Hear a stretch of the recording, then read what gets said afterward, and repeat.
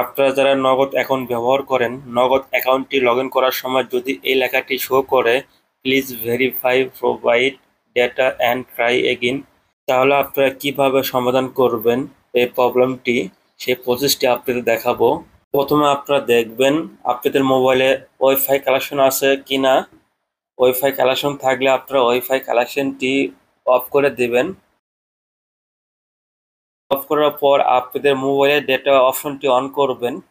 যদি ডেটা না থাকে অবশ্যই আপনারা ডেটা কিনে নেবেন। এই সমস্যাটি হয় শুধুমাত্র যারা ওয়াইফাই কানেকশন দিয়ে লগ ইন করতে যান তখনই এই সমস্যাটি শো করে।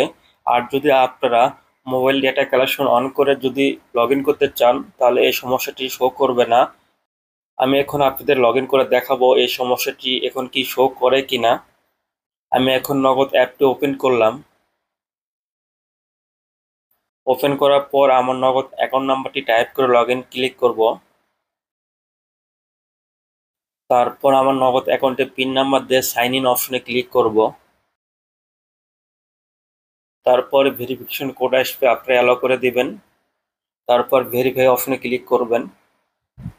তারপর কন্টিনিউ অপশনে ক্লিক করব।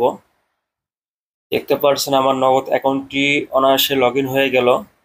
যদি আপনাদের বুঝতে সমস্যা হয় অবশ্যই কমেন্ট করে জানাবেন, আমি চেষ্টা করব আপনাদের হেল্প করার জন্য।